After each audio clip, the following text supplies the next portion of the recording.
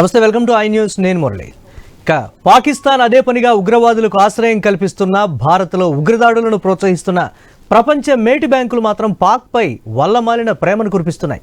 పాకిస్తాన్ ఆర్థికంగా ఆదుకోవడానికి చేతికి ఎముకే లేదన్నట్లుగా పోటీపడి ఆర్థిక సాయం ప్రకటిస్తున్నాయి. ఆ మధ్య ఐఎంఎఫ్ భారీ ఆర్థిక సాయం చేస్తే ఇప్పుడు ఆసియా అభివృద్ధి బ్యాంక్ ఏడీబీ వంతు వచ్చింది. ఏకంగా $800 మిలియన్ సాయం ఇస్తున్నట్లు వెల్లడించింది. ఇందులో $300 మిలియన్ రుణం కాగా మిగతా $500 మిలియన్ వివిధ అభివృద్ధి పనులకని స్పష్టం చేసింది. ఇదే క్రమంలో ప్రపంచ బ్యాంక్ సైతం పాక్ను ఆదుకునేందుకు క్యూలో ఉంది. ఉగ్రవాదులకు ఓపెన్గా పాకిస్తాన్ సహాయం చేస్తున్న ప్రపంచ మేటి బ్యాంకులు ఎందుకు ఉదారంగా సాయం చేస్తున్నాయి? తాజా సాయంతో పాకిస్తాన్ మళ్లీ రెచ్చిపోతుందా అనే అనుమానాలు కూడా ఉన్నాయి. దీనిపై మనతో మాట్లాడటానికి అంది సత్యం గారు, పొలిటికల్ అనలిస్ట్, అలాగే బండారు రామ్మోహన్ రావు గారు, రాజకీయ విశ్లేషకులు. రైట్, అంది సత్యం గారు ముందు. ఎస్, ఇరువురు కూడా లైవ్లో సిద్ధంగా ఉన్నారు. ముందుగా సత్యం గారు నమస్తే. ఎస్ సత్యం గారు నమస్తే. నమస్తే. నమస్తే. ఎస్, ఐఎంఎఫ్ గురించి మనం మాట్లాడుకున్నాం గతంలో కూడా. సో ఇప్పుడు ఏడీబీ వంతు వచ్చింది. ఎందుకు పాకిస్తాన్, అంటే పాకిస్తాన్ ఆ విధంగా సహాయం పొందే విధంగా ఒక రకమైనటువంటి భావనని చూపిస్తుందా, లేకపోతే ఎందుకు ప్రపంచంలో ఉన్నటువంటి మేటి బ్యాంకులన్నీ కూడా పాకిస్తాన్ మీద వల్లమాలిన ప్రేమ అంటారా, లేకపోతే ఒక రకమైనటువంటి జాలి చూపిస్తున్నాయా అంటే ఏం చెప్తారు మీరు? మనమేం ఇట్లా అనుకుంటున్నాము, ఇంటర్నేషనల్ ఐఎంఎఫ్ కానీ ఏడీఎఫ్ సర్కిల్ని భారతదేశం పొలిటికల్ విషయాలు చేస్తుంది, రాజకీయాలను నడుపుతుంది, రాజకీయాలు అనవసరం అని చెప్పేసి ఐఎంఎఫ్ ఏడీబీ సర్కిల్స్ లో చర్చ జరుగుతుంది. ఓకే, అంటే రాజకీయాలకు దీనికి సంబంధం లేదు. తర్వాత ఏడీబీ ఏషియన్ డెవలప్మెంట్ బ్యాంక్ యొక్క ఫౌండర్ మెంబర్ పాకిస్తాన్. అంటే ఏడీబీని స్థాపించిన దాంట్లో పాకిస్తాన్ కూడా ఒక భాగస్వామి, ఫౌండర్, నిర్మాత. కాబట్టి ఏడీబీలోను పాకిస్తాన్ కు రిజెక్ట్ చేసే అవకాశం లేదు. తర్వాత $800 మిలియన్ కూడా $300 మిలియన్ యూజ్ చేసుకునేదైతే మిగతా $500 ప్రోగ్రామాటిక్, అంటే దేనికి ఉపయోగించాలి అనేటువంటి, ఉదాహరణకు ఒక ప్రాజెక్టుకు శాంక్షన్ చేస్తే ప్రాజెక్టుకే ఉపయోగించాలి, లేకపోతే పలానా commercial banks, international banks loan ఇవ్వబోతున్నాయి, ఇస్తే వాటికి సెక్యూరిటీగా వాడాలి. ఇట్లా ఒక ప్రోగ్రామేటిక్ వాడేటువంటి మిగతా $500 మిలియన్, మిగతా $300 మిలియన్ మాత్రం డైరెక్ట్గా లోన్కి ఇస్తుంది. పాకిస్తాన్ యొక్క ఫిజికల్ కన్సాలిడేషన్కు, అంటే ట్యాక్స్ బేస్ విస్తరించి ట్యాక్స్ కలెక్షన్కు, తర్వాత ఇతర బేస్ని విస్తరించుకొని పటిష్టపరిచేందుకు ఈ $300 మిలియన్ అని చెప్పేసి ఏడీబీ ప్రకటనలో ఉంది. కాబట్టి ఇది రాజకీయాలకు సంబంధం లేదు, లేదా మిగతా వాటికి చర్చలకు లేదు. ఉగ్రవాదులనో ఇంకోటనో అనవసరంగా భారతదేశం రాజకీయాలు తీసుకొస్తుందని చెప్పేసి ఒక కౌంటర్ చర్చ కూడా జరుగుతుంది ఏడీబీ సర్కిల్లో. అట్లాగే ఐఎంఎఫ్ ఏమో ఇచ్చే లోన్ను నిరాకరించడానికి వీల్లేదు.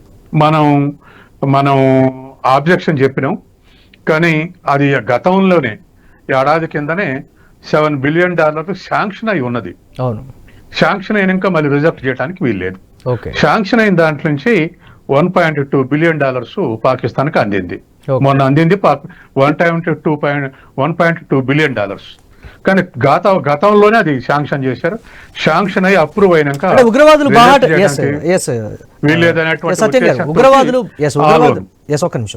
బాహాటంగా బయటికి వచ్చి మాట్లాడుతున్నటువంటి సాక్ష్యాలు ఉన్నప్పటికీ కూడా ఎందుకు ఈ విధమైనటువంటి ప్రోత్సాహక రుణాలు అని అంటే ఎక్కడ సమాధానం దొరకనటువంటి పరిస్థితి? ఎందుకు ఆ కోణాన్ని ఆయా బ్యాంకులు పాకిస్తాన్ కు మీరు ఉగ్రవాదులకు సహాయం చేయొద్దు, లేదా ఉగ్రవాదులకు ఖర్చు పెడుతున్నారు, అటువంటి అందటానికి వీల్లేదని సజెషన్ ఇస్తే తప్ప, ఉగ్రవాదం అంటే ఇంటర్నల్ పాలిటిక్స్ అది.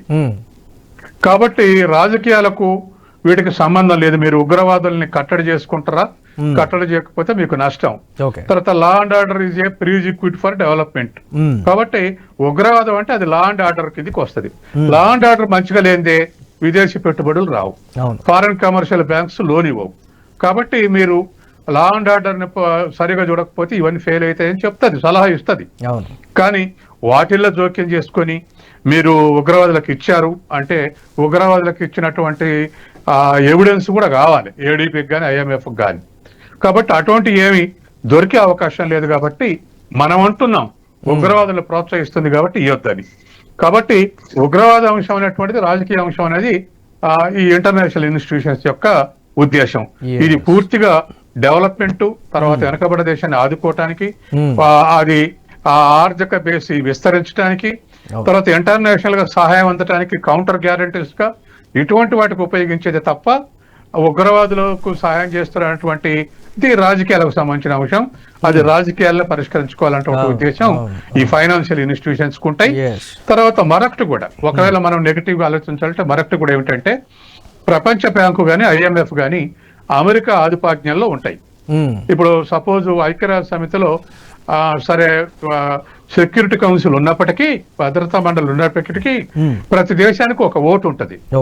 కానీ IMF లో, ప్రపంచ బ్యాంకులో మాత్రం దేశానికి ఒక ఓటు ఉండదు. ఎవరైతే ఎక్కువ కాంట్రిబ్యూట్ చేస్తారో వాళ్ళకి ఎక్కువ ఓట్ల శాతం ఉంటది. ఉదాహరణకు IMF లో 16.5% ఉంది అమెరికా ఓటింగ్. అట్లాగే ప్రపంచ బ్యాంకు కూడా అమెరికా నిధులు ఎక్కువ. కాబట్టి ప్రపంచ బ్యాంకు గాని IMF గాని లిబరల్ గా వ్యవహరించాలన్నా లేకపోతే పాజిటివ్ గా వ్యవహరించాలన్నా ఖచ్చితంగా అమెరికా బ్యాకింగ్ ఉంటది. కాబట్టి ఇప్పుడు ప్రపంచ బ్యాంకు నుంచి IMF నుంచి అందే విషయాలు, సహాయ విషయాల్లో ఖచ్చితంగా అమెరికా ఎంకరేజ్మెంట్ ఉంటేనే అవి సాధ్యం అయింది. మనం ఇందిరాగాంధీ 1981లో IMF లోనుకు పోయింది. లోనుకు పోయినప్పుడు లోన్ ఇవ్వడానికి చాలా అడ్డంకులు చెప్పారు. కాబట్టి అట్లా అడ్డంకులు చెప్పి దాన్ని క్లియరెన్స్ తీసుకోవటానికి ఇటువంటి అన్ని ఉపయోగించుకునే అవకాశం ఉంది. మరి అమెరికా సపోర్ట్ ఉన్నాక అవి లిబరల్ గా అందే అవకాశం ఉంది పాకిస్తాన్ కు. మాట్లాడదాం. ఇక బండారు రామ్మోహన్ రావు గారు ఉన్నారు, వారితో కూడా మాట్లాడదాం. రామ్మోహన్ రావు గారు నమస్తే. నమస్తే మురళిగా. ఉగ్రవాదులకు ఆర్థిక సహాయం కింద బాహాటంగా ₹1,00,00,000 ఒక్కొక్కళ్ళకి మరణించినటువంటి వాళ్ళకి ప్రకటించినటువంటి పరిస్థితి ఉంది. ఉగ్రవాదులు చనిపోతే వాళ్ళ అంత్యక్రియల్లో కూడా పాకిస్తాన్కి సంబంధించినటువంటి ఉన్నతాధికారులు పాల్గొన్నటువంటి ఇన్ని సాక్ష్యాలు పెట్టుకున్నప్పటికీ కూడా ఎందుకు పాకిస్తాన్ పైన అంత వల్లమాలిన ప్రేమను కురిపిస్తున్నాయి అంటే, ఒక సింపతి యాంగిల్లోనే పాకిస్తాన్ అంతర్జాతీయ సమాజంలో కూడగట్టుకుంటుంది. కాబట్టి అన్ని దేశాలు కావచ్చు, లేకపోతే కొంచెం ఇలాంటి అంతర్జాతీయ బ్యాంకులు కావచ్చు, లేకపోతే ADB ఏషియన్ డెవలప్మెంట్ బ్యాంక్, ఇవి కూడా సానుభూతి చూపిస్తున్నాయి, అందుకే అవి ఇస్తున్నాయి అనేటువంటి మాట. ఉగ్రవాద ప్రభావిత దేశం అనేటువంటి ఒక ముద్ర వేసుకొని ఈ విధంగా రుణాలు పొందుతోంది పాకిస్తాన్ అనేటువంటి ఒక మాట. ఏం చెప్తారు మీరు? మురళి గారు, మీకు సత్యం గారికి అట్లాగే నాకు ఐవిఎస్ ప్రేక్షకులకు నమస్కారం. 3 విషయాలు మాట్లాడుకోవాలి ఇందులో. మొట్టమొదటిది, ఇంతకుముందే సత్యం గారు అన్నట్లు అమెరికా పెత్తనం ADB IMF మీద కానీ ప్రపంచ మ్యాప్ మీద ఉన్నది. ADB అట్లా కాదు. ADB ఏమో మిగతా ప్రభావాలు చూపెడుతున్నది. ఉదాహరణకు జపాన్ పారిశ్రామికంగా అభివృద్ధి చెందిన దేశం కనుక దాదాపు 30 దేశాలతో 44 దేశాలతో ఆనాడు ఏర్పడ్డది. అందులో పాకిస్తాన్ మనం కూడా ఫౌండర్ మెంబర్, మనం కాకుండా లేదు కదా. కానీ ఇవాళ దాదాపు 70-80 దేశాలు ఉన్నాయి. మన ఆసియన్ డెవలప్మెంట్ బ్యాంక్ అనేది ఇప్పుడు తెలంగాణలో అయితే గతంలో మనకు రాజీవ్ రహదారి దాదాపు 30 ఏళ్ల క్రితం వేసింది. ఇట్లా చాలా అంటే టైడ్ ఫండ్స్ అంటారు. టైడ్ ఫండ్స్ కిందనేమో $500 బిలియన్, మిగతా 300 ఏమో అన్టైడ్, అంటే వాళ్ళ ఇష్టం వేరే ఖర్చు పెట్టుకోవచ్చు. కానీ బేసిక్ గా IMF గానీ, ప్రపంచ బ్యాంక్ గానీ, ADB గానీ ఇవన్నీ కూడా వాళ్ళ బేసిక్ రూల్స్ మర్చిపోతున్నారు అంటున్నారు. రాజకీయం లేకుండా వాళ్ళే రాజకీయం ఎక్కువ చేస్తున్నారు. సత్యంగానే ఉండాలి, రాజకీయపరమే ఉండొద్దు అంటున్నారు. కానీ అసలు రాజకీయం చేసేది వాళ్ళు ఎవరి చేతులు ఉండో కీలుబొమ్మగా సత్యంగా ఇంతకుముందు చెప్పారు. ADB ఒకటి కాకుండా మిగతా 2 అయితే పూర్తిగా అమెరికా ఆధ్వర్యంలో ఉన్నాయి. ఒక ఓటు కాదు వాళ్ళకి. అమెరికా చెప్తేనే మొన్న లోన్ శాంక్షన్ అయిన లోన్ కూడా ఇవ్వడానికి అమెరికా అభ్యంతరం పెడితే ఇవ్వకపోయేది కదా. అందుకని ఇవన్నీ కూడా వడ్డీచ్చేవాడు మనవాడైతే ఇస్తారంట. అది మంచి ఉదాహరణ. పేదరిక నిర్మూలన, ఇప్పుడు వాళ్ళ ఉద్దేశాలు చదివితే మనకు మంచిగా అర్థమయ్యేది ఏంటంటే, పేదరిక నిర్మూలన, అభివృద్ధి, మౌలిక వసతుల పెంపు, వీటి మీద లోన్ ఇవ్వాలి. కానీ అప్పు చేసి పప్పు కూడా తినడానికైతే ఇవ్వద్దు కదా. పప్పు కూడా తిన్నా పర్వాలేదు, ఎందుకంటే పేదరిక నిర్మూలన అవుతుండొచ్చు. కానీ వాళ్ళ ఉగ్రవాదాన్ని కూతమిచ్చే దేశంగా ముంజేతి కంకణానికి అర్థం ఎందుకన్నట్టు పాకిస్తాన్ చేస్తున్న పనులు ADB కళ్ళు మూసుకుందా, IMF కళ్ళు మూసుకుందా, లేకుంటే ప్రపంచ బ్యాంక్ కళ్ళు మూసుకుందా అంటే ఇస్తున్నారంటే వేరే ఫోర్స్ పనిచేస్తున్నాయి వాళ్ళ మీద, అంతే కదా. భారత్ కు వ్యతిరేకంగా సామ్రాజ్యవాద దేశమైన అమెరికా నమ్మదగని మిత్రుడు సలహాల మేరకు ఇవన్నీ పనిచేస్తున్నాయి. జపాన్ కూడా అమెరికా చెప్తే వింటది, సమస్య లేదు. చైనా వెనకపోవచ్చు. కానీ ఇప్పుడు ఏమంటే అందరూ మూకుమ్మడిగా ఇవాళ ఈ దేశాలకు, ముఖ్యంగా పాకిస్తాన్ దేశానికి అప్పు ఇవ్వడం అనేది ఒక రకంగా చెప్పాలంటే వాళ్ళ విలువలను కాలు రాయడం అవుతుంది.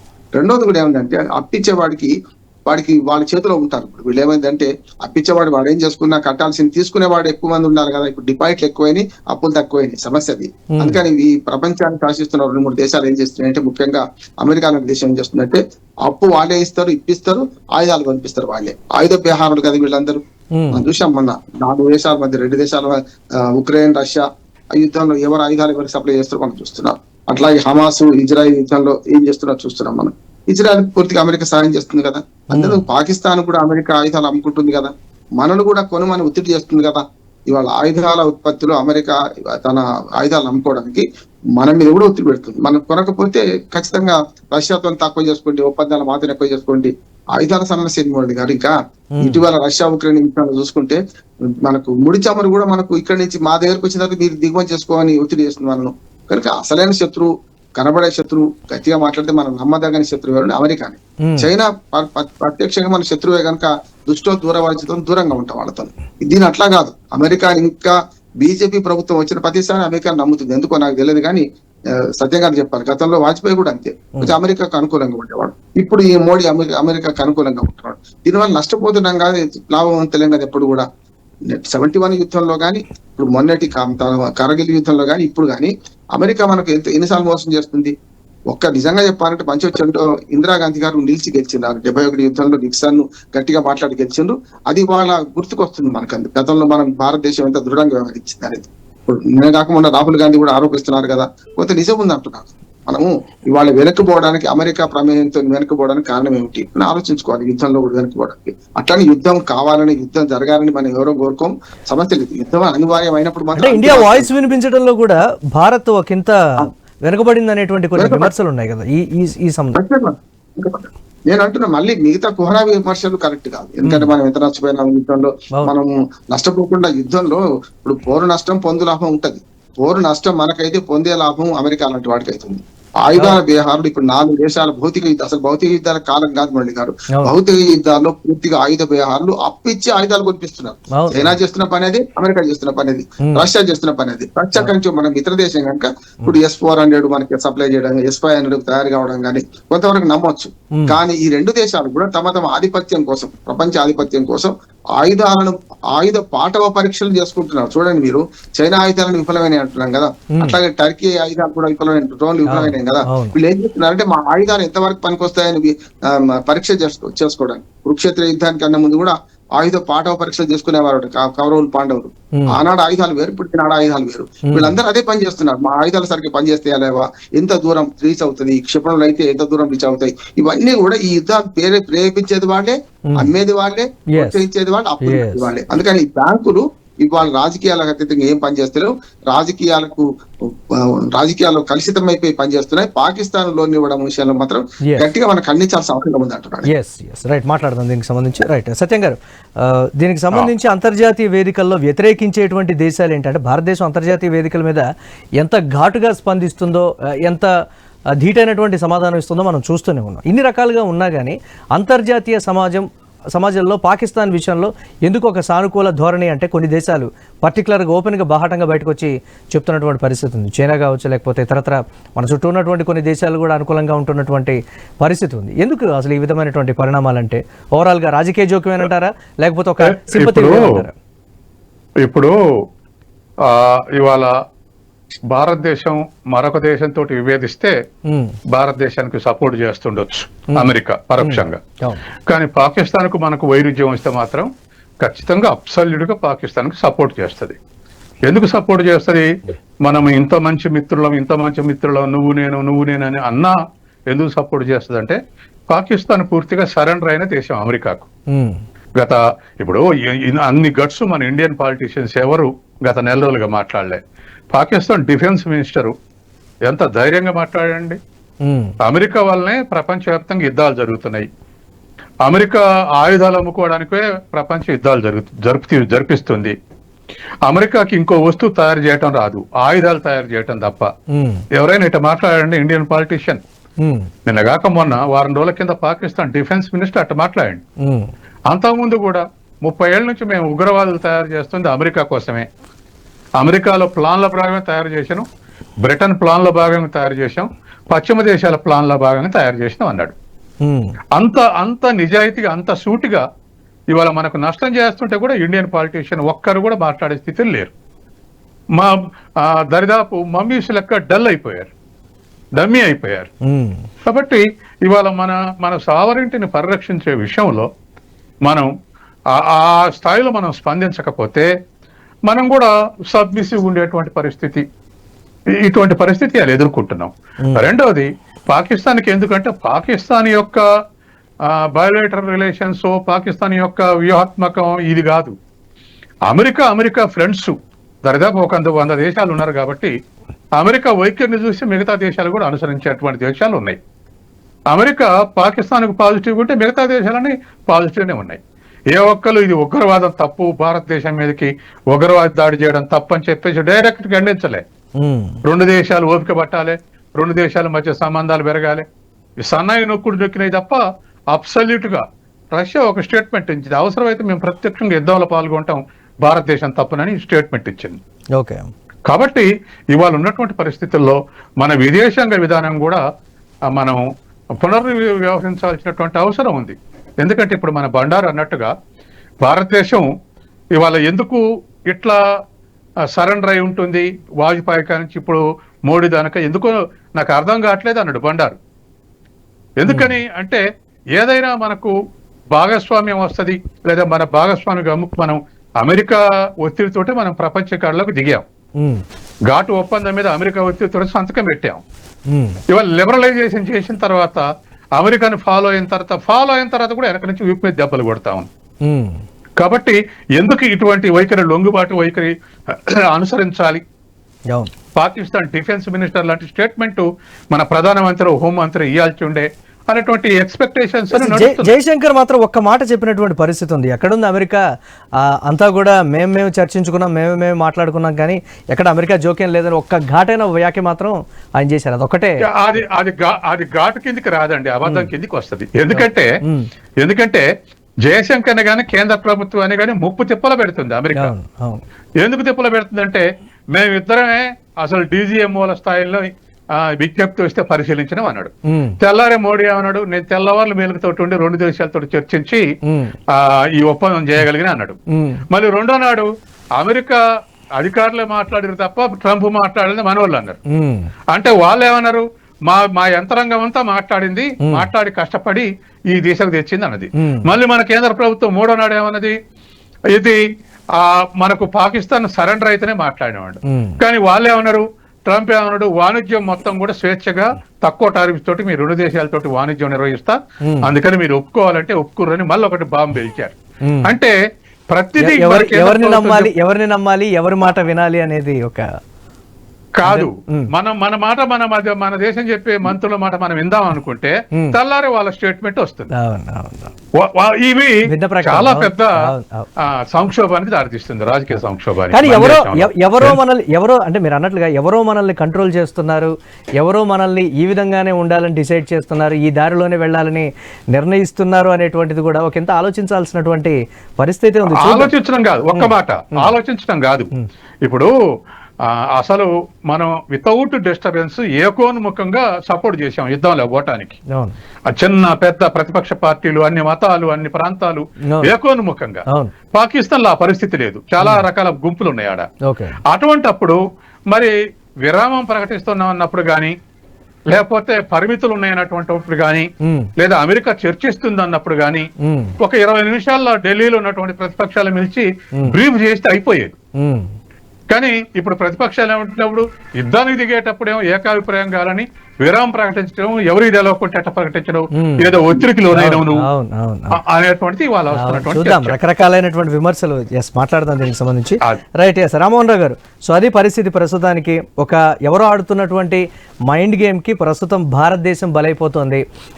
పాకిస్తాన్కి ఆర్థిక సహాయం పెరిగితే ఉగ్రవాదం పెరుగుతుంది, ఆయుధ సంపత్తిని కూడా చేకూర్చుకుంటుంది అనేది బహిరంగ రహస్యం అయినప్పటికీ కూడా అందుతున్నటువంటి నిధులు, వాళ్ళకు వస్తున్నటువంటి రుణాలు కావచ్చు, లేకపోతే ఇతరత్ర ఏంటి ఈ పరిణామాన్ని ఎలా చూడాలి?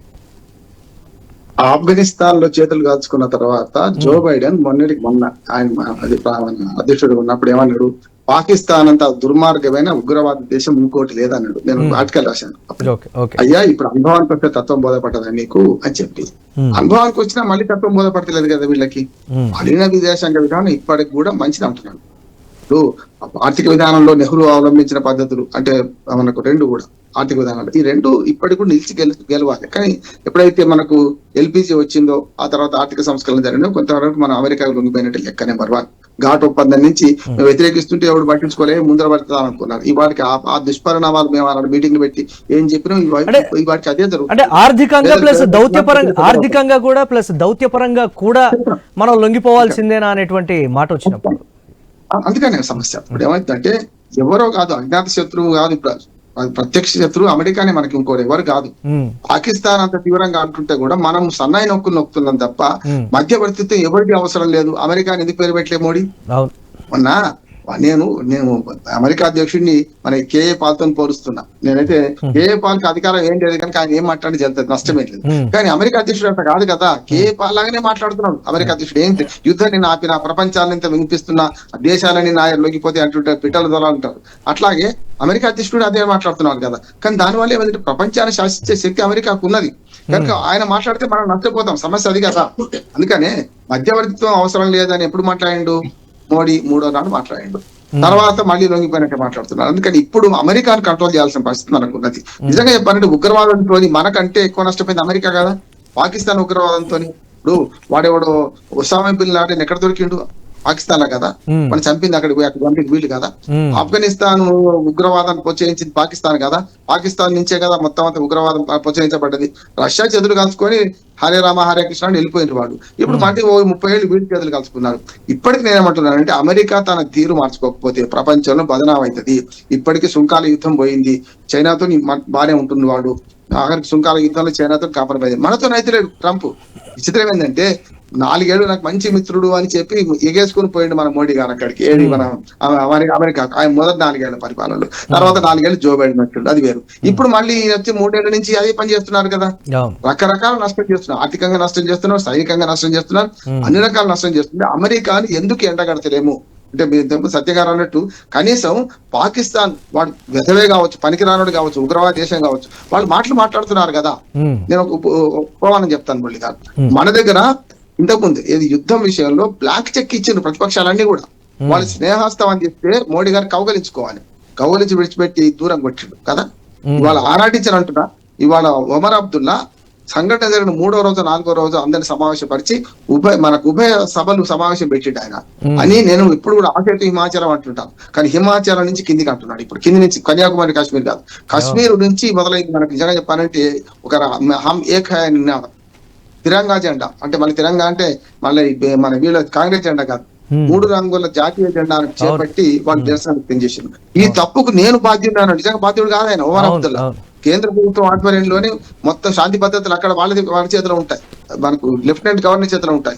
రాష్ట్రానికి మున్సిపాలిటీకి ఎక్కువ, రాష్ట్రానికి తక్కువ. అది అటువంటి అప్పుడు కూడా ఒమర్ అబ్దుల్ ఎంత బాగా మాట్లాడిండు. అంతేందుకు మన అసదుద్దీన్ ఓవైసీ, నేను వేరే విషయాలు వ్యతిరేకిస్తాను, మన అసదుద్దీన్ ఓవైసీ పాకిస్తాన్ వాడు బులావర్ భుట్టో మాట్లాడితే వార్నింగ్ కూడా ఇచ్చాడు, ఆశ్చర్యపరిచారు అందరినీ. అవును, అమ్మాయిని చంపింది ఎవరు తీవ్రంగా మాట్లాడుతున్నారు. అవును కనీసం అంటే మతవాద పార్టీ అయినా సరే ఎంఐఎం అసదుద్దీన్ ఓవైసీ మాట్లాడతలేడు మోడీ, ఆ పక్కన ఒమర్ అబ్దుల్ లాగా మాట్లాడతలేరు.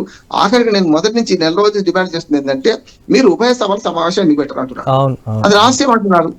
పార్లమెంటు సభ్యులకు తెలిసే సమాచారం అంతా మన సమాజం అంతర్జాతీయ సమాజంలో అంటే మనము అంతర్జాతీయ సమాజంలో ఎండగట్టేటువంటి పరిస్థితి కావచ్చు, లేకపోతే అంతర్జాతీయ వేదికల మీద అయితే చేస్తున్నాం, కానీ ఆర్థిక పరమైనటువంటి నిధులు అందే విషయంలో మాత్రం అడ్డుకోలేకపోతున్నాం, ఆపలేకపోతున్నాం. దానికి సంబంధించి పాకిస్తాన్ ఈ విధంగా ఉంది అని చెప్పినా కానీ ప్రపంచ దేశాలు ఎందుకు నమ్ముతున్నాయో కూడా మనకు అర్థం కానటువంటి ఒక ప్రస్తుత పరిస్థితిలోకి వెళ్ళిపోతున్నాం అనేటువంటి ఒక సందిగ్ధం. చూద్దాం ఎలాంటి పరిణామాలు ఉంటాయో. థ్యాంక్ యూ కోటేశ్వరరావు గారు, రామ్మోహన్ రావు గారు, డిబేట్లో పార్టిసిపేట్ చేసినందుకు థ్యాంక్ యూ అండి. ఇవి ఇప్పటి వరకు అప్డేట్స్.